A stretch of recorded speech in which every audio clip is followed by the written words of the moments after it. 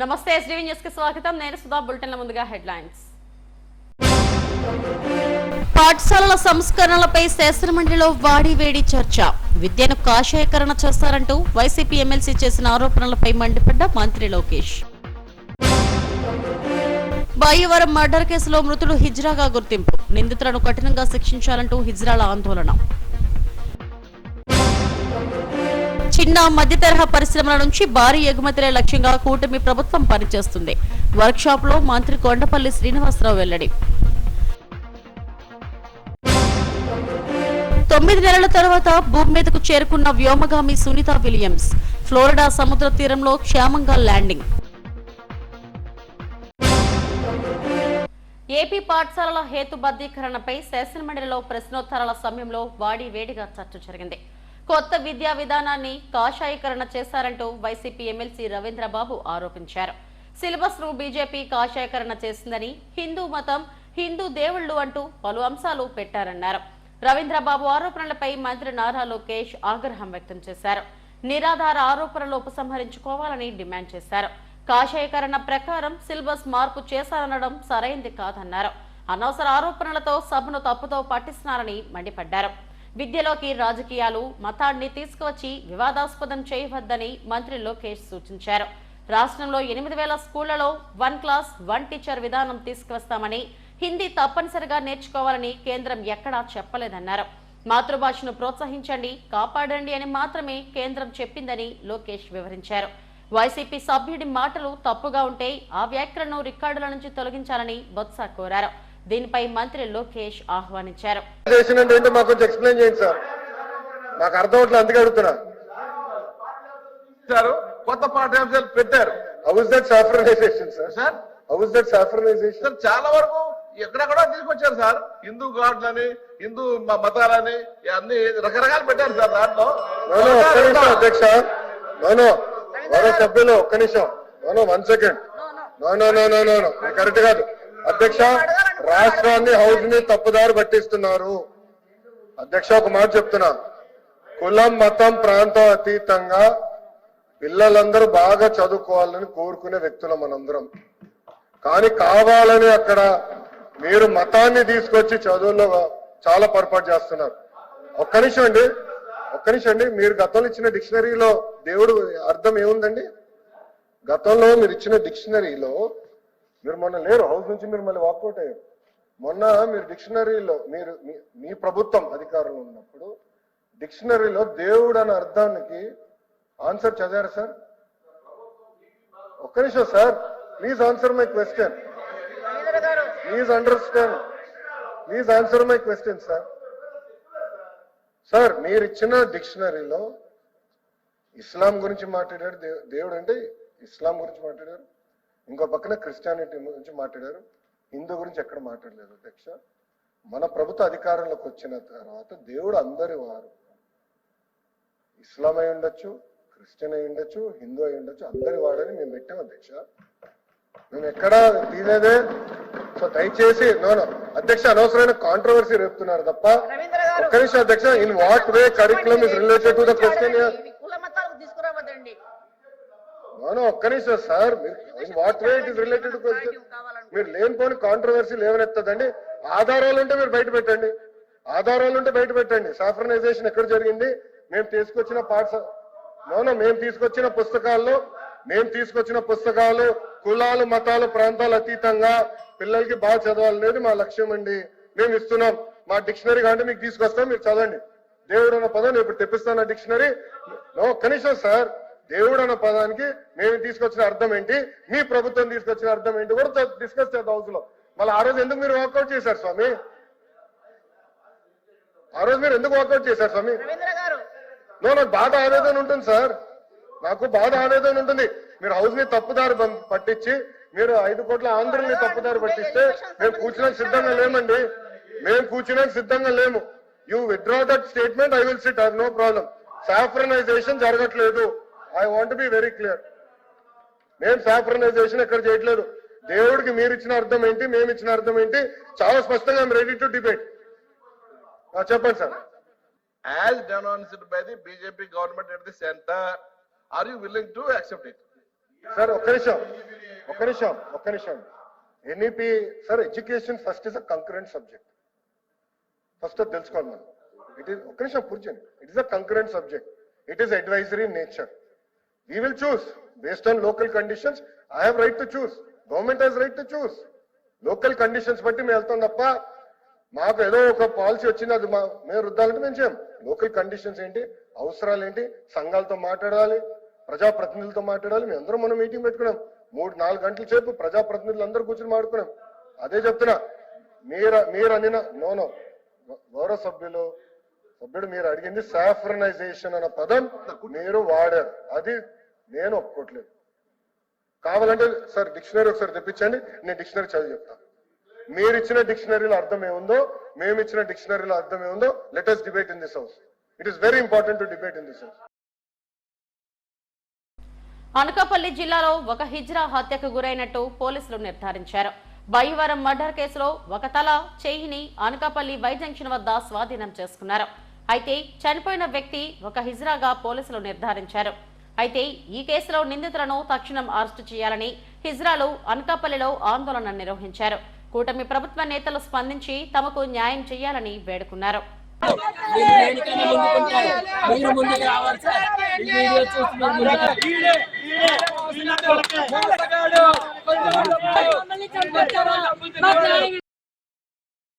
చిన్న మధ్య తరహా సంస్థల అభివృద్ధికి ప్రభుత్వం ఎంతో కృషి చేస్తుందని మంత్రి కొండపల్లి శ్రీనివాసరావు వెల్లడించారు. విశాఖలో ఎంఎస్ఎంఈ సాధికారత అభివృద్ధి ఆవిష్కరణ అనే అంశంపై ఒక్కరోజు వర్క్ షాప్ నిర్వహించారు. ఈ వర్క్ షాప్ లో మంత్రి కొండపల్లి శ్రీనివాస్ కీలక ఉపన్యాసం చేశారు. చిన్న మధ్య తరహా పరిశ్రమలను మరింతగా ప్రోత్సహించేందుకు కూటమి ప్రభుత్వం ప్రయత్నిస్తుంది. 2023-24 సంవత్సరంలో రాష్ట్రం నుంచి 1,63,000 కోట్లు ఎగుమతులు జరిగాయి. దీనిని మరింతగా పెంచేందుకు ప్రభుత్వం ప్రయత్నాలు ప్రారంభించింది. గ్రామీణ స్థాయి నుంచి పారిశ్రామిక ప్రగతికి అవసరమైన వ్యూహాలను రూపొందించేందుకు ఈ సదస్సు ఎంతో ఉపయోగపడుతుందని ఎంఎస్ఎంఈ మంత్రి కొండపల్లి శ్రీనివాసరావు చెప్పారు. కేంద్ర ప్రభుత్వం వికసిత్ భారత్ 2047 డాక్యుమెంట్ రూపకల్పనలో ఆంధ్రప్రదేశ్ కీలక పాత్ర పోషిస్తుందన్నారు. ముఖ్యమంత్రి చంద్రబాబు స్వర్ణాంధ్ర 2047 ద్వారా ప్రతి గ్రామం పారిశ్రామికంగా అభివృద్ధి చెందాలన్నదే ప్రభుత్వ లక్ష్యంగా ఆయన వెల్లడించారు. నగరంలో నీతి Aayog department collaboration grand event exports మీద వైజాగ్లో పెట్టడం జరిగింది.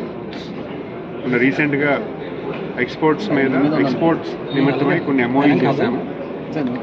సో దాని మీద ఒక వర్క్ షాప్ కండక్ట్ చేసి ఇంకా ఎక్స్పోర్ట్స్ని పెంచేదానికి అంటే మనం జనరల్గా ఏంటంటే ఎక్స్పోర్ట్స్ మీద చాలా ఇన్ఫర్మేషన్ సఫిషియెంట్గా ఉండదని ఒక అభిప్రాయం ఉంటుంది. సో దాన్ని తొలగించడానికి ఈరోజు డిపార్ట్మెంట్ అంతా కూడా నీతి ఆయోగ్ వాళ్ళ కొలాబరేషన్తో ఈరోజు నీతి ఆయోగ్ నుంచి కూడా one of the director senior advisor ఆయన ఈరోజు ట్రేడ్ అండ్ కామర్స్లో స్పెషలిస్ట్ ఆయన. సో ఆయన పాలసీ అడ్వైజర్ ఆయన. సో ఆయన కూడా ఈరోజు ఈ మీటింగ్లో భాగస్వామ్యం అవడం, అలాగే ఒక గ్రూప్ ఆఫ్ అడ్వైజర్స్ కూడా ఈరోజు డిస్కషన్ ప్యానల్ అరేంజ్ చేశారు. సో ఎటువంటి డిస్కషన్ పబ్లిక్ అంటే ఇండస్ట్రీ నుంచి ఉన్నటువంటి రిప్రజెంటేషన్స్ అన్నీ కూడా తీసుకొని వాళ్ళ తాలూకు ఏమైనా క్వశ్చన్స్ ఏమైనా ఉంటే వెంటనే ఆన్సర్ చేసి ఒక ప్లాట్ఫామ్ని ఎస్టాబ్లిష్ చేస్తూ ఈరోజు నోవోటల్లో ఒక ఈవెంట్ చేయడం జరుగుతుంది. దాన్ని ఈరోజు ప్రారంభించారు. డెఫినెట్లీగా ఒక నాలెడ్జ్ ఒక మీటింగ్ కింద ఇది అవుతుందని భావిస్తున్నాను. సో మనకున్న స్ట్రెంగ్స్ అంటే స్పెషల్గా ఎక్స్పోర్ట్స్ అందరూ కూడా ఫుడ్లో ఉన్నారు, మ్యానుఫ్యాక్చరింగ్లో ఉన్నారు, అగ్రికల్చర్ దీంట్లో ఉన్నారు, మ్యానుఫ్యాక్చరింగ్లో ఉన్నారు. సో వీళ్ళకి ఆల్రెడీ కొన్ని ఎంఓఎస్ రీసెంట్గా జరిగిన మీటింగ్లో చేశాము. సో దాన్ని నిమిత్తమే కాకుండా ఇంకా భవిష్యత్ కాలంలో ఎటువంటి ఆపర్చునిటీస్ వస్తాయని ఈరోజు నీతి ఆయోగ్ రిపోర్ట్లో కూడా ఒక ఇండెక్స్ వాళ్ళు ఆల్రెడీ ఇచ్చారు. స్టేట్ వైజ్ ఎటువంటి ఎక్స్పోర్ట్స్ జరగచ్చు అన్న దాని మీద. సో దాన్ని కూడా ఈరోజు డిస్ప్లే చేస్తూ అంతేకాకుండా వాళ్ళకి ఏమైనా క్వశ్చన్స్ ఉన్నా ఆన్సర్ చేస్తారు. So all type of industry మన ఆంధ్రప్రదేశ్ రాష్ట్రం నుంచి 1,60,000 కోట్ల రూపాయలు ఎక్స్పోర్ట్స్ అవుతున్నాయి ఎవ్రీ ఇయర్. అది ఎవ్రీ ఇయర్ ఇంక్రీజ్ అయ్యే విధానం కూడా మనం చూడాలి. ఇప్పుడు ఏంటంటే మన లార్జ్ ఉన్నాయి, ఎంఎస్ఎంఈ ఉన్నాయి. అవి కాకుండా ఇంకా మోర్ ఇండస్ట్రీస్ కూడా ఎక్స్పోర్ట్ చేయడానికి ఎటువంటి విధి విధానాలు చేసుకుంటే బాగుంటుందని కూడా ఒక మీటింగ్. ఆల్రెడీ ఎగ్జిస్టింగ్ ఇండస్ట్రీస్కి ఒక మెకానిజం ఉంది. కొత్త ఆంటర్ప్రినర్స్ని స్పోర్ట్స్ మోటివేట్ చేయడానికి కూడా ఒక యాక్షన్ ప్లాన్ ఉంది. ఈరోజు మనం చూసాం మన రాష్ట్రంలో విజన్ డాక్యుమెంట్ 2047 అని ఎంఎస్ఎంఈ రంగాల అభివృద్ధికి ప్రభుత్వం తీసుకుంటున్న చర్యలను ఈ సదస్సులో ముఖ్య వక్తలు వివరించారు. 10 కీలక సూత్రాలను రూపొందించి వాటిని అమలు చేస్తున్నారు. ఈజీ ఆఫ్ డూయింగ్ బిజినెస్ లో స్థిరంగా నెంబర్ 1 స్థానాన్ని కలిగి ఉండటమే కాకుండా పారిశ్రామిక రంగానికి అనుకూల వాతావరణం కలుగజేస్తుందని వక్తలు తెలిపారు. ఎట్టకేలకు సునీత విలియమ్స్ భూమిపై అడుగుపెట్టారు. సునీత, బూత్విల్ మోర్లతో పాటు మరికొందరు ఆస్ట్రోనాట్స్ తో కూడిన క్రూ డ్రాగన్ వ్యోమనౌక బుధవారం తెల్లవారుజామున 3:27 సురక్షితంగా ల్యాండ్ అయ్యారు. ఫ్లోరిడా తీరంలోని సముద్ర జలాల్లో ఈ వ్యోమనౌక క్షేమంగా దిగింది. 4 పారాషూట్ల సాయంతో వేగాన్ని తగ్గించుకొని సురక్షితంగా దిగింది. వెంటనే నాసా సిబ్బంది ఒక నౌక మీదకు తీసుకువచ్చారు. రికవరీ వెసల్ దాన్ని లిఫ్ట్ చేసిన తర్వాత క్యాప్సిల్ డోర్ ను ఓపెన్ చేసి సునీతతో పాటు మిగతా వ్యోమగాములను బయటకు తీసుకొచ్చారు. దీంతో 9 నెలల నిరీక్షణకు తెరపడింది. So when we saw looks like we're getting our next crew member here. That is none other than Sunny Williams. Big smile, big waves. She, like her other crew members, now will be assisted onto the mobility aid.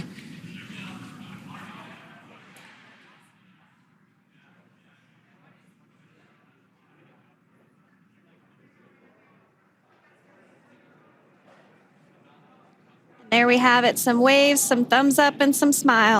Tirumala శ్రీవారిని ప్రముఖ choreographer దర్శకుడు ప్రభుదేవ దర్శించుకున్నారు. VIP విరామ సమయంలో శ్రీవారి సేవలో పాల్గొన్నారు. ఆలయ అధికారులు స్వాగతం పలికి దర్శన ఏర్పాట్లు చేశారు.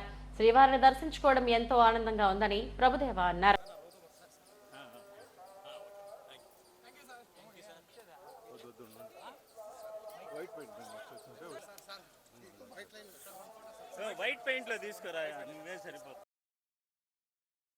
విజయవాడ ఇందిరాగాంధీ మున్సిపల్ స్టేడియంలో ఎమ్మెల్యేలు, ఎమ్మెల్సీల క్రీడా పోటీలు అత్యంత ఉల్లాసంగా సాగుతున్నాయి. Cricket, kabaddi, tug for war, volleyball తదితర పోటీల్లో ప్రతినిధులు ఉత్సాహంగా పోటీ పడ్డారు.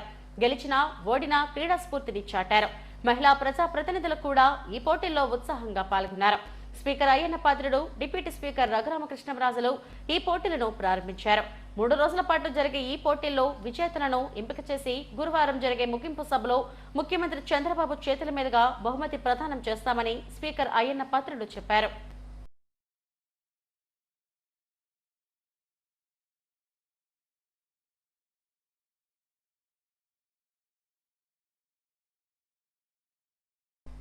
ఆస్తి పన్ను రద్దు చేసి అద్దె ఆధారిత ఇంటి పన్ను పునరుద్ధరించాలని వార్వా, నివాస్ అసోసియేషన్లు డిమాండ్ చేశాయి.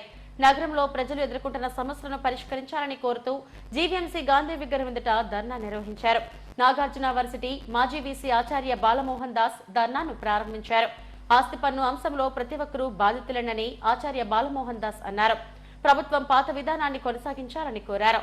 స్మార్ట్ మీటర్ల విధానం సరికాదని, ట్రాప్ ఛార్జీలు రద్దు చేయాలన్నారు. నగరానికి అవసరమయ్యే అనేక అంశాలపై ప్రభుత్వం దృష్టి సారించాలని, ప్రధాన కూడలిలో ఫ్లైఓవర్లు నిర్మించాలని అసోసియేషన్ల ప్రతినిధులు కోరారు. ధర్నాలో నాయకులు బీబీ గణేష్, నారాయణమూర్తి, ప్రకాష్ రావు తదితరులు పాల్గొన్నారు.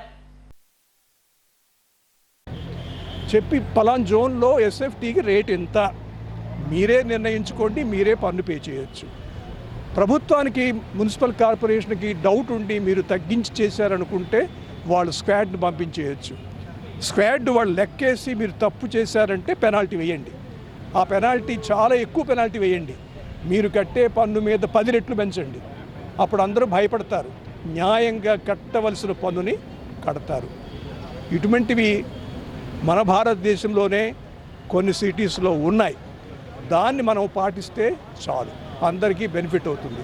అలాగే స్మార్ట్ మీటర్స్, ఎలక్ట్రిసిటీ కన్జంప్షన్కి మనం అయిపోయిన తర్వాత బిల్లు కడుతున్నాం. అది కాదు, ముందే మీరు కట్టేయండి, అది అయిపోతే, ఆ డబ్బులు అయిపోతే మేము పీక్కుపోతాము, ఆటోమేటిక్గా కట్ అయిపోద్ది అంటున్నారు. అది చాలా అన్యాయం, తెలియదు ప్రజలకి, చాలామందికి. అది అసంబద్ధమైన చర్య, అటువంటి చర్యలు ఉండకూడదు. తర్వాత ట్రూ అప్ ఛార్జెస్ అంటే true up charges, false up charges ఉంటాయా? తప్పది. ఆ ట్రూ అప్ ఛార్జెస్ ఉందనుకోండి, మిత్రుడు ఇక్కడ మంగపతి గారు ఉన్నారు, మా ఇంట్లో అద్దెకు ఉన్నారు, 2 సంవత్సరాల పాటు ఉన్నారు. 2 సంవత్సరాల పాటు బిల్లు పే చేశారు ఆయన. 2 సంవత్సరాల తర్వాత వెళ్ళిపోయారు. గణేష్ గారు వచ్చారు మా ఇంటికి అద్దెకి. ఈయన వాడిన దానికి ఈయన కట్టాలి. ఆర్థిక వనరులు నష్టం లేకుండా రావాల్సిన పద్ధతి మనం చేసు. ఆరుగాలం పండించిన పంటకు గిట్టుబాటు ధర దక్కకపోవడంతో ఆ అన్నదాత మనసు తల్లడిల్లిపోయింది. రెక్కలు ముక్కలు చేసుకుని పడిన కష్టానికి తగిన ఫలితం దక్కకపోవడంతో రైతన్న మనోవేదనతో తన చెరుకు తోటకు నిప్పు పెట్టుకున్నాడు. 20 టన్నుల చెరుకు అగ్నికి ఆహుతైపోయింది. అనకాపల్లి జిల్లా మాడుగుల మండలం దేవరపల్లి కొత్తపెంట గ్రామానికి చెందిన రొంగలి వెంకట్రావు మనోవేదనతో మీడియా ముందు తన ఆవేదనను వెళ్లగక్కాడు. ఏటా 60 టన్నుల చెరుకు చోడవరం షుగర్ ఫ్యాక్టరీకి సరఫరా చేసేవాడనని చెప్పాడు. గిట్టుబాటు ధర దక్కకపోవడంతో పెట్టిన పెట్టుబడి రాదని ఆవేదన చెంది తోటకు నిప్పంటించారని వాపోయాడు. ప్రభుత్వం తమ లాంటి రైతులను ఆదుకోవాలని కోరాడు. తోలడానికి ప్రతి సంవత్సరం 15 రోజులు పేమెంట్ ఇచ్చేవారు ఇది వరకు. ఇప్పుడు పేమెంట్లు ఇవ్వలేదు. గిట్టుబాటు లేక ఈ చెరుకు తోటకి నిప్పెట్టిన పరిస్థితి వచ్చింది.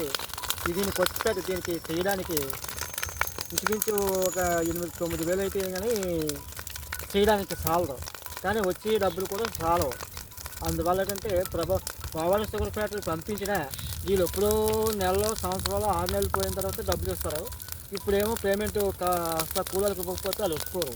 అందువల్ల ఇప్పుడు ఈ నిప్పట్టిన పరిస్థితి అందుకే వచ్చింది. ఈ పరిస్థితి గిట్టుబాటు రాక కన్ను ఆలోచించి డబ్బులు చాలక చెప్పేసి నేను నిప్పట్టించిన పరిస్థితి వచ్చింది. కనీస పెన్షన్ 9,000 ఇవ్వాలని డిమాండ్ చేస్తూ మరిపాలెం పీఎఫ్ ఆఫీస్ సమీపంలోని బస్టాండ్ వద్ద పెన్షనర్లు నిరసన తెలిపారు. ఐపీఎస్ 95 పెన్షనర్ల ఆల్ ఇండియా కోఆర్డినేషన్ కమిటీ ఇచ్చిన పిలుపు మేరకు ఈ నిరసన చేపట్టారు. ఏపీ ఆర్పీఏ రాష్ట్ర కార్యదర్శి సుధాకర్ రావు ఈ సందర్భంగా మాట్లాడారు. పెరిగిన నిత్యావసర ధరలకు అనుగుణంగా కనీస పెన్షన్ 9,000 ఇవ్వాలని, సుప్రీంకోర్టు తీర్పును వక్రీకరించకుండా అర్హులందరికీ హయ్యర్ పెన్షన్ను అమలు చేయాలని డిమాండ్ చేశారు. అలాగే భార్యాభర్తలకు మెడికల్ సదుపాయం, సీనియర్ సిటిజన్స్ కు రైలు ప్రయాణంలో రాయితీలు పునరుద్ధరించాలని డిమాండ్ చేశారు. నిరసన అనంతరం పీఎఫ్ ఆఫీస్ వరకు ర్యాలీగా వెళ్లి అసిస్టెంట్ రీజనల్ పీఎఫ్ కమిషనర్ జాస్తి పవన్ కు వినతిపత్రం అందజేశారు. నిరసనలో సంఘం జిల్లా కార్యదర్శి హుస్సేన్, వెంకటేశ్వరరావు, కృష్ణారావు, తులసిరావు తదితరులు పాల్గొన్నారు. సుమారు 200 మంది పింఛనర్లు ఈ కార్యక్రమంలో పాల్గొన్నారు.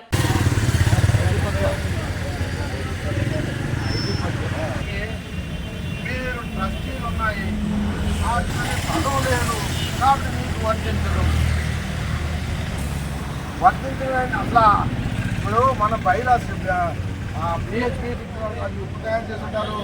దాదాపుగా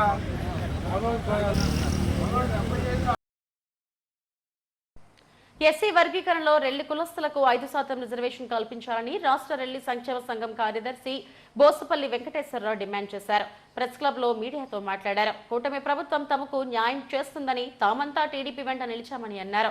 చంద్రబాబు, పవన్లు గెలిస్తే తమకు న్యాయం జరుగుతుందని ఆశించామని చెప్పారు. 1% రిజర్వేషన్ తో తమకు ఎలా న్యాయం జరుగుతుందని ప్రశ్నించారు. అన్ని రంగాల్లో వెనుకబడి ఉన్న తమను ఆదుకోవాలని కోరారు. మరి ఉప ముఖ్యమంత్రి పవన్ కళ్యాణ్ గారికి, ముఖ్యమంత్రి నారా చంద్రబాబు నాయుడు గారికి, అలాగే మరి బీజేపీ నాయకులు కూడా మేము గెలిస్తే ఏదో న్యాయం చేస్తారని ఎంతో సపోర్ట్ చేస్తే ఈరోజు మాకు వర్గీకరణలో 1% మాత్రమే మీకు కల్పిస్తామని చెప్పి ఒక నివేదిక సమర్పించారు. అది ఆమోదించక ముందే మేము జేఏసీగా ఏర్పాటు చేసి రేపటి నుంచి స్టెప్ బై స్టెప్ ఏం చెయ్యాలి ప్రభుత్వానికి అని చెప్పేసి మేము అందరం కూడా ముందుకెళ్ళడానికి ఈ యొక్క సమావేశం రాష్ట్ర వ్యాప్తంగా ఉన్న రెల్లి నాయకులందరినీ ఆహ్వానించాము. మాకు 5% ఇవ్వాలి, లేని పక్షంలో మేము ఏదో ఒకలాగా మరి ప్రభుత్వాన్ని మీదకి ఒత్తిడి తీసుకొచ్చే ప్రయత్నం చేస్తాము. రేపటి నుంచి మా కమిటీ ద్వారా, మా జేఏసీ ద్వారా, మా నాయకుడి ద్వారా ప్రతి ఒక్క ఉద్యోగి, ప్రతి ఒక్క నిరుద్యోగి, ప్రతి ఒక్క రెల్లి బిడ్డ నల్ల బ్యాడ్జీలతోనే ఈ సమాజంలో కనిపించి మరి అడిగిన ప్రతి ఒక్కరికి ఈ ప్రభుత్వం, కూటమి ప్రభుత్వం మా జాతికి అన్యాయం చేసిందే కాబట్టి మేము బ్లాక్ బ్యాడ్జీలు పట్టుకొని తిరుగుతున్నాము. మాకు మినిమం 5 ఇవ్వాలి, లేదంటే 4% అని ఇస్తే మా భావితరాలు, ప్రస్తుత జిల్లాలో ఉన్న మా రెల్లి జాతి బాగుపడుతుందని మేము ఈ సందర్భంగా తెలియజేస్తూ ఉన్నాను. ఏది ఏమైనా మీడియా మిత్రులు ఒకటి ఆలోచించాలి. అవగాహన లేని మా రెల్లి కులస్తులకు 3 నెలలకైనా 6 నెలలకైనా మోటివేషన్ చేసి ఈ ముఖ్యమంత్రుల ద్వారా ఉన్న ఈ ఎంఆర్ఓలు, ఈ రెవెన్యూ డిపార్ట్మెంట్ వారు అవగాహన లేని వారికి ఎడ్యుకేషన్ చేసి చదువుకోవాలి, ఇలాగ ఉండాలని చెప్పవలసింది పోయి అసలు పట్టించుకునే నాదుడే లేడు ఈ గవర్నమెంట్లో ఉన్న ఈ యొక్క ఎంఆర్ఓలు గట్రను. జీవీఎంసీ 87వ వార్డు వడ్లపూడి లక్ష్మీపురం కాలనీలో కొలువైన కళ్యాణ వెంకటేశ్వర స్వామి 25వ వార్షిక బ్రహ్మోత్సవాలు అత్యంత వైభవంగా నిర్వహించనున్నామని ఆలయ కమిటీ ప్రతినిధులు తెలిపారు. వార్షిక బ్రహ్మోత్సవాల పోస్టర్ను వికాస తరంగిణి భక్తుల సమక్షంలో ఆవిష్కరించారు. ఏప్రిల్ 6న సీతారాముల కళ్యాణం, 7న చిన్న శేషవాహన సేవ, 8న సూర్యప్రభ వాహన సేవ, 9న అశ్వవాహన సేవ, 10న గజవాహన సేవ కార్యక్రమాలు నిర్వహిస్తామన్నారు. 12న భారీ ఎత్తున అన్న సమారాధన చేస్తామన్నారు. కార్యక్రమాలు, ప్రత్యేక ఇష్టి కార్యక్రమాలు జరుపుకుంటాం. ప్రత్యేక వాహన సేవ కార్యక్రమాలు జరుపుకుంటాం. ఆ రోజు ఉదయం 8వ తారీఖు ఉదయం 10 గంటలకి స్వామివారి గరుడపట ఆవాహన కార్యక్రమం చేసుకుని, ధ్వజారోహణ కార్యక్రమం చేసుకుని అనంతరం సంతానార్థులు ఎవరైనా ఉంటే స్వామివారి ఆలయానికి వచ్చి పేర్లు ముందుగా 30వ తారీఖు లోపు పేర్లు నమోదు చేసుకున్న వాళ్ళు ఎవరైనా ఉంటే వారికి గరుడ ప్రసాదాన్ని వితరణ చేస్తారు. సంతానం కోసము, నాగదోష అటువంటి దోషాల కోసం ఆ యొక్క గరుడ ప్రసాదాన్ని వితరణ చేస్తారు. ప్రతి ఒక్కరూ కూడా ఈ యొక్క అవకాశాన్ని వినియోగం చేసుకోండి. అలాగే 11వ తారీఖు ఆఖరి రోజు స్వామివారికి చక్ర స్నానం అనంతరం స్వామి తిరిగి గరుడ ప్రసాదాన్ని వితరణ చేస్తారు. అనంతరం సాయంకాలం స్వామివారికి ద్వాదశ తిరువారాధన కార్యక్రమం ఉంటుంది. అనంతరం స్వామివారి కార్యక్రమాలు స్వస్తి చెప్తాం. మరుసటి రోజు శనివారం నాడు ఉదయం అన్నదాన కార్యక్రమం ఉంటుంది. 12వ తారీఖు ప్రతి ఒక్కరూ కూడా ఈ యొక్క కార్యక్రమాల్లో పాల్గొని స్వామివారి కృపకు పాత్రలు కావాల్సిందిగా మనం చేస్తున్నాము. జయ శ్రీమన్నారాయణ. 25వ వార్షికోత్సవం సందర్భంగా 6వ తారీఖు నుంచి శ్రీరామనామ కళ్యాణంతో 7 నుంచి బ్రహ్మోత్సవాలు స్టార్ట్ అవుతున్నాయండి. అంగరంగ వైభవంగా నిర్వహిద్దామని అందరి సపోర్ట్ తోటి చేద్దామని కోరుకుంటున్నాం. అలాగే ఇది సిల్వర్ జూబ్లీ బ్రహ్మోత్సవాలు అండి, చాలా గ్రాండ్గా జరుగుతాయి. అందరూ వచ్చి వీక్షించి ఈ కార్యక్రమం జయప్రదం చేస్తారని మరీ కోరుకుంటూ జై శ్రీమన్నారాయణ. స్వామి 2 పుష్కర కాలాలు పూర్తి చేసుకుని 25వ సంవత్సరంలోకి అడుగు పెడుతున్న సందర్భంగా మొదటి రోజు దశమి రోజున 108 శతకలశాలతో స్వామికి క్షీరాభిషేకము, 108 మంది ఆడవాళ్లతో స్వామికి అభిషేకం విశేషంగా జరుగుతుంది. 5 రోజులు కూడా ఉదయం సాయంకాలం విశేషమైన వాహనాలతో తిరువీధి ఊరేగింపు, కోలాటాలతో అంగరంగ వైభవంగా జరుపుకుంటూ 12వ తారీఖు తదియారాధనతో ఈ కార్యక్రమాన్ని. హెడ్లైన్స్ మరోసారి. పాఠశాలల సంస్కరణలపై శాసనమండలిలో వాడివేడి చర్చ. విద్యను కాషాయకరణ చేస్తారంటూ వైసీపీ ఎమ్మెల్సీ చేసిన ఆరోపణలపై మండిపడ్డ మంత్రి లోకేష్. బాయ్యవరం మర్డర్ కేసులో మృతుడు హిజ్రాగా గుర్తింపు. నిందితులను కఠినంగా శిక్షించాలంటూ హిజ్రాల ఆందోళన. చిన్న మధ్య తరహా పరిశ్రమల నుంచి భారీ ఎగుమతులే లక్ష్యంగా కూటమి ప్రభుత్వం పనిచేస్తుంది. వర్క్షాప్ లో మంత్రి కొండపల్లి శ్రీనివాసరావు వెల్లడి. 9 నెలల తర్వాత భూమి మీదకు చేరుకున్న వ్యోమగామి సునీత విలియమ్స్. ఫ్లోరిడా సముద్ర తీరంలో క్షేమంగా ల్యాండింగ్. ఇవి ఇప్పటివరకు నా బులెటిన్ అప్డేట్స్. మరిన్ని వార్తా విశేషాల కోసం చూస్తూనే ఉండండి. నమస్తే.